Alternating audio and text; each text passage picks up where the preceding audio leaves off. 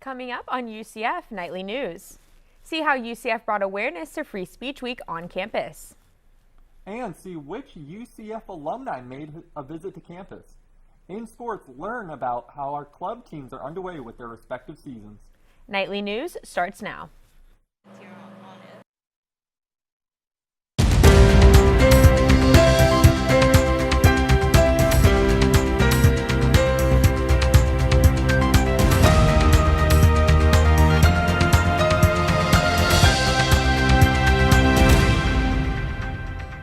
Good afternoon and welcome to Nightly News. I'm Emily McMinn. And I'm Riley Sheppard. Today is Friday, October 21st, 2022.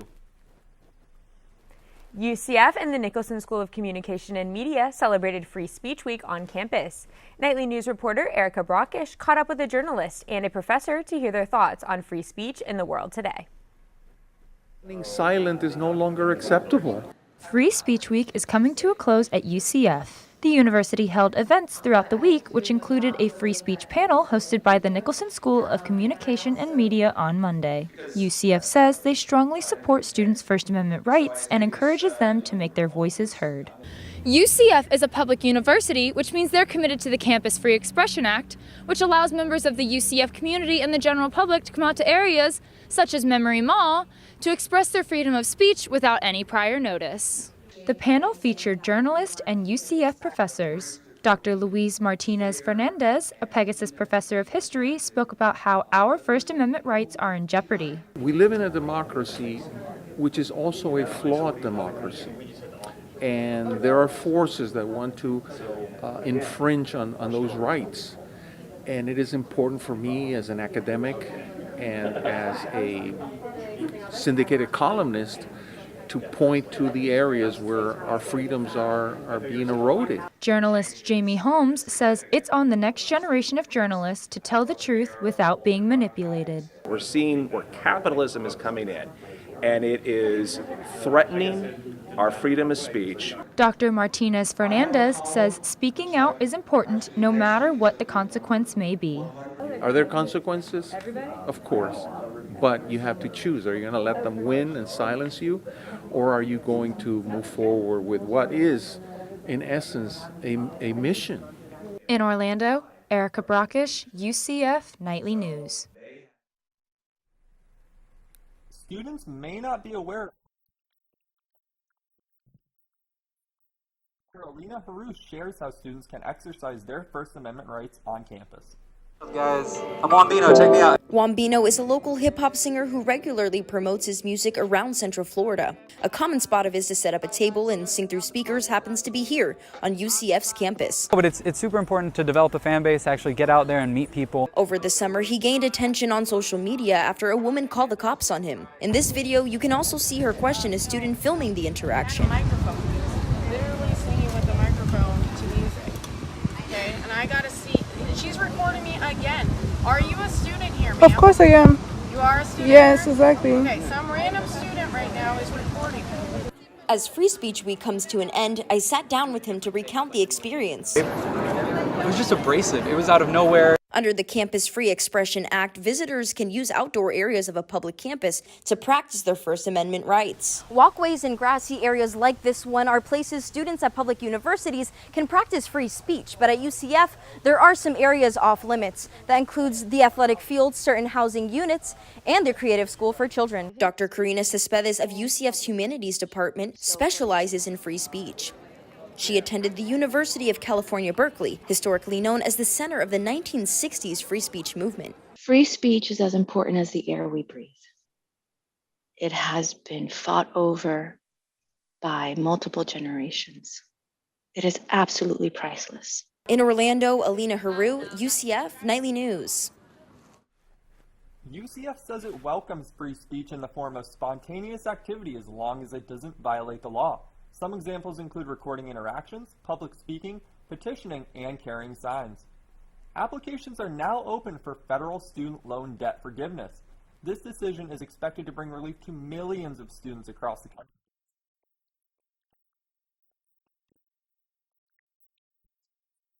Launch of the one-time student loan relief application on Monday. The plan's goal is to cancel up to $10,000 in student loan debt for individuals making less than $125,000 a year, or as much as $20,000 for borrowers approved for Pell Grants.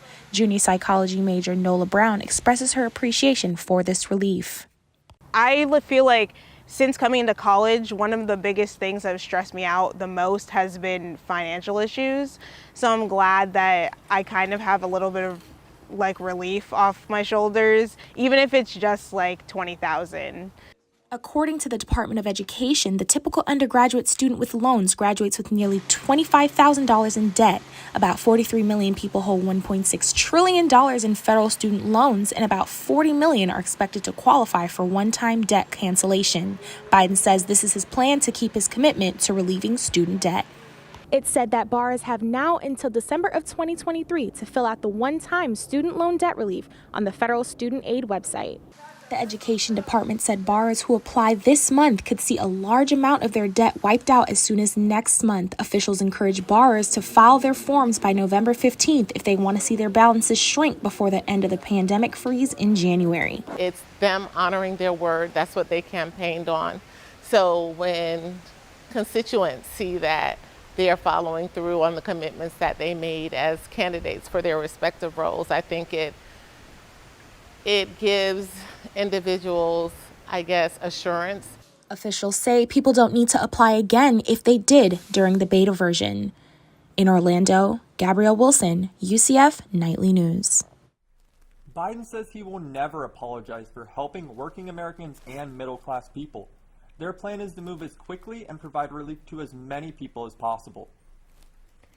A UCF nanotechnology team continues to work on a way to cover spacesuits after being inspired by honeybees and being finalists for NASA's Big Ideas Challenge. I'll show you how the team is continuing their research.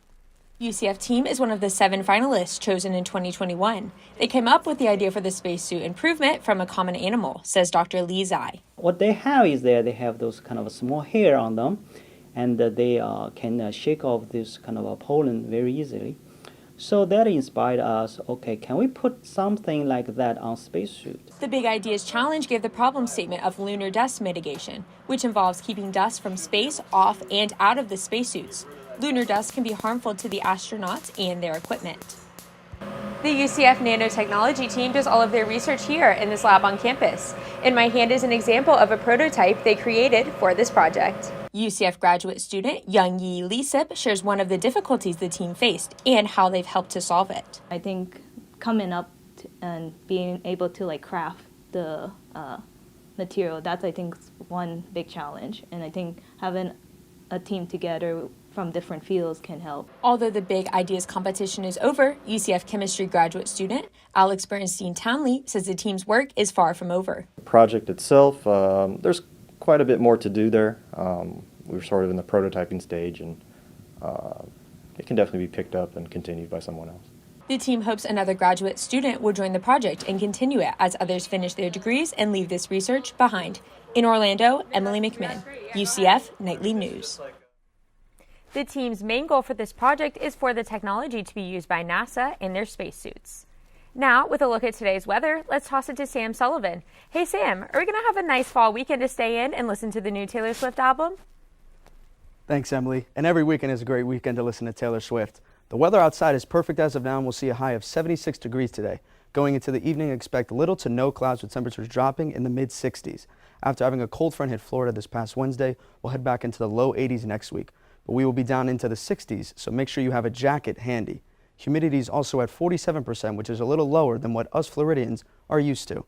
After clear skies today, it should be a great weekend to go out with your friends, and there's no chance of rain. But we'll get into more of that in the 5-day forecast later in the show. Emily and Riley, back to you.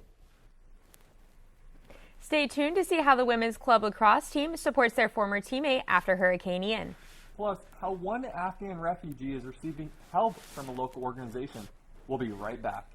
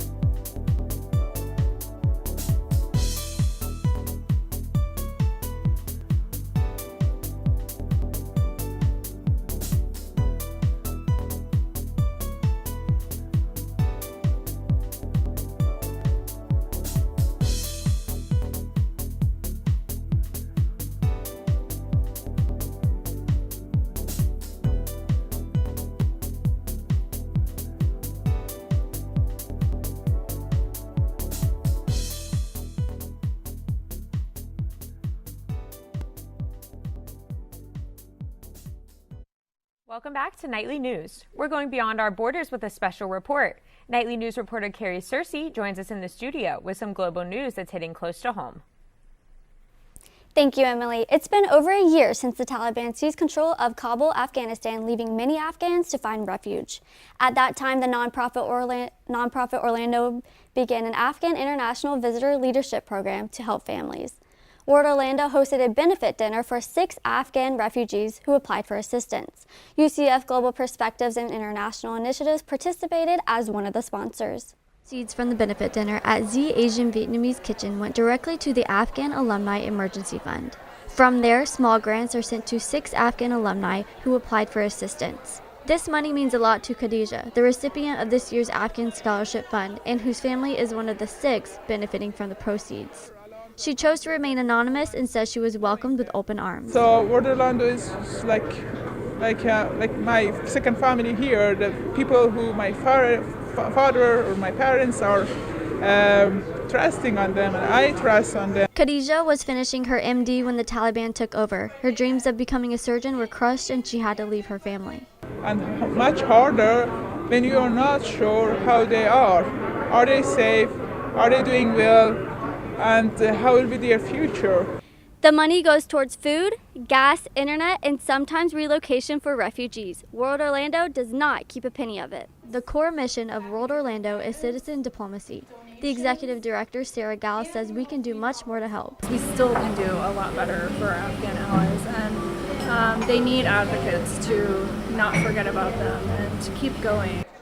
I caught up with Anna Escamani, the state representative for District 47 state legislator, who advocates to think globally while acting locally. We demonize immigrants under our state government, and so it's really important that for those of us at a local level that we not only stand up against those dangerous policies, but we demonstrate what it means to welcome the hungry, the sick, the tired, those yearning to breathe free. In Orlando, Carrie Searcy, UCF Nightly News. The benefit dinner raised over $7,000. On top of that, our World Orlando board member matched the funds to $7,500.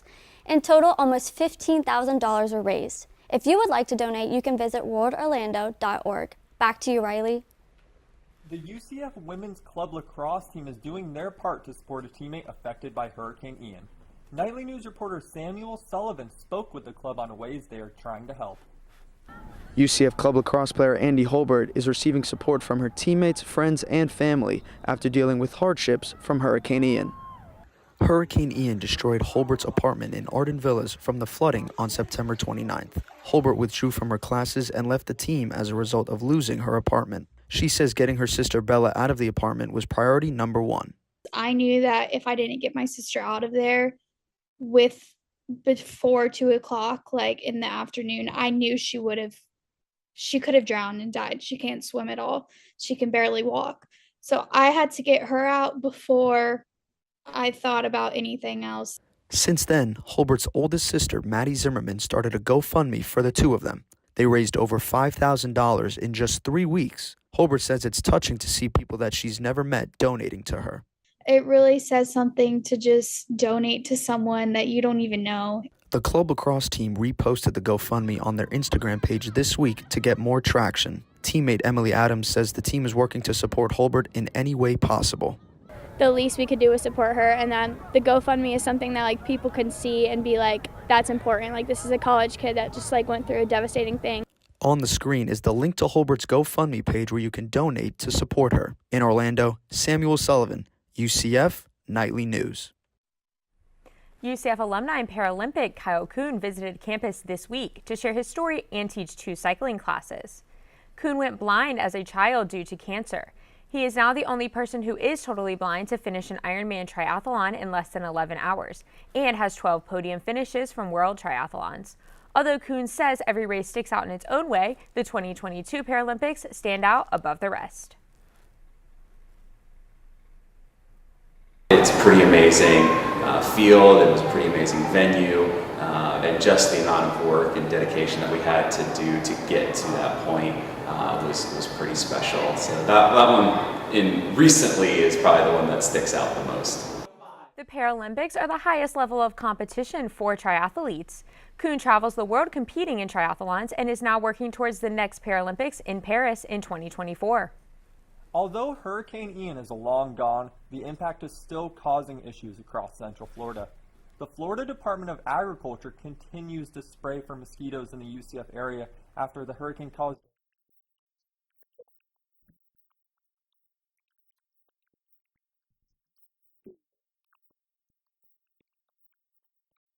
Being from Miami, I know that the humidity attracts mosquitoes like insanely. I know that before, when it was like hotter, there was more mosquitoes and more bees and stuff like that.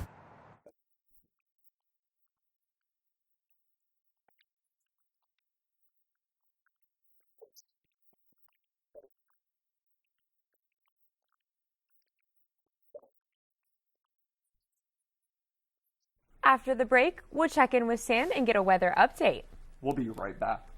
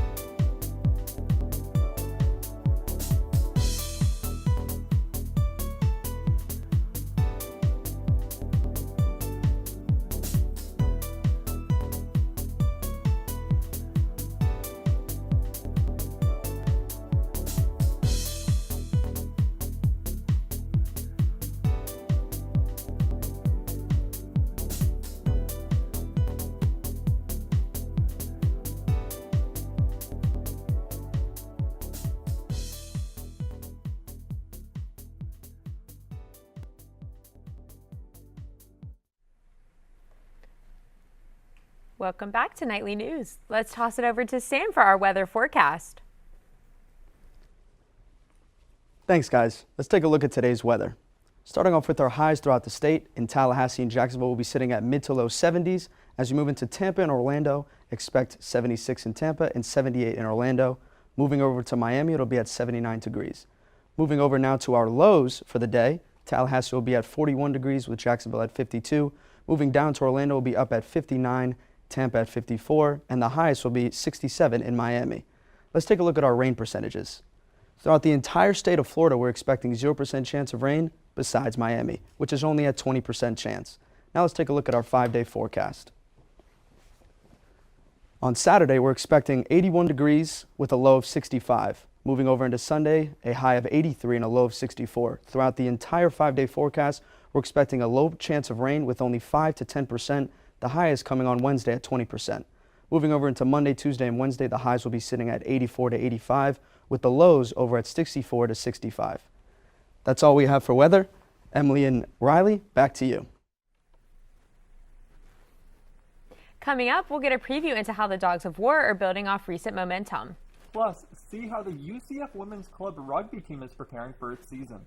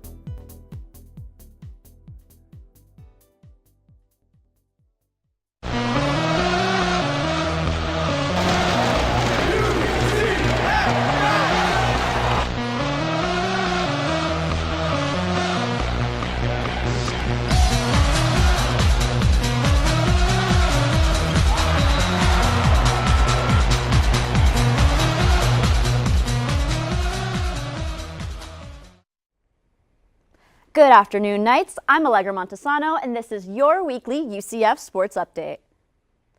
The men's club ultimate frisbee team at UCF is gearing up for its regular season after a dominant preseason tournament. UCF Knightly News reporter Sheppard has more on the team heading into the year. In the middle of its preseason, the women's club rugby team here at UCF is finding ways to attract more girls. I think we're legit. After being the #1 team in Florida last season and sweeping all of their opponents at kennel kickoff, the Dogs of War look to build on all of their recent accomplishments. On top of being the best team in the state, the men's club ultimate frisbee team at UCF finished 8th place in the region. And now coming off a 5-game undefeated streak at their home-based preseason tournament, the Dogs of War are riding high. For Bradley Paul, the Dogs team captain, that confidence is one of the biggest lessons he learned following the title. Yeah, it's huge. Everybody's confidence is up. Our culture, our vibe feels really good right now. I think we're in for a good season. And for those players on the team entering their final season, the expectation is one thing: go out on top. Witnessing the emergence of the team over his time at UCF, Kevin Fender stepped into a coaching role after graduating just last year. And during a team meeting before this season, the assistant coach saw a different mindset from players he teamed up with less than a year ago. I think a lot of these guys are tired of just doing what we can. They want to be more than state champs. They want to win regionals. They want to go to nationals. The team defeated USF, FIT, UF, UNF, and Florida Polytech in pursuit of their undefeated kennel kickoff run, proving why they can once again finish as the top team in the state. But if one thing is certain, the Dogs are ready to take that next step. In Orlando, Sheppard, UCF Nightly News. The Dogs of War are in the process of scheduling their first regular season tournament, and they're aiming for a late January kickoff. The UCF Women's Club rugby team is looking to strengthen its roster to prepare for its upcoming regular season in spring. UCF Nightly News reporter Grant Wheeler shares more about the club's plans. In the middle of its preseason, the women's club rugby team here at UCF is finding ways to attract more girls to its club. The team is holding recruiting events and reaching out to many girls on campus to increase its roster total. Before the pandemic, the club had 30 members on its roster. That number dropped down to 15, half of the original roster total. Senior match secretary of the club and political science major Dominique Dutch says the recruiting events are helping, but the amount of girls that come out is different on certain days. It definitely has helped a lot, but it really depends on the day, because some days we'll get a lot of girls and other days we won't get a lot. So it just really depends on the day and how lucky we are. Despite the up and down success of acquiring more girls to the roster, the team is still committed on how it operates. The women's club rugby team here at UCF is aiming for 2 teams consisted of 30 members each by the spring semester. Junior education major and member of the club, Emily Rahija, says the club is like a family to her. A family, because I came to UCF from Ohio and I didn't know anyone, and then knowing that I had the team to fall back on was always something that, kept me going. And all these girls are like not only my teammates, they're all my best friends now. So. The club is not only wanting to strengthen its team in numbers, but in relationships as well. In Orlando, Grant Wheeler, UCF Nightly News. That's all for sports. Emily and Riley, back to you guys. That's our time for right now. Thanks for joining us. Remember, you can always keep up with us during the week on our website, nightlynews.ucf.edu. And if you've got a story idea you want us to know about, send it our way. Thanks for watching and have a great day.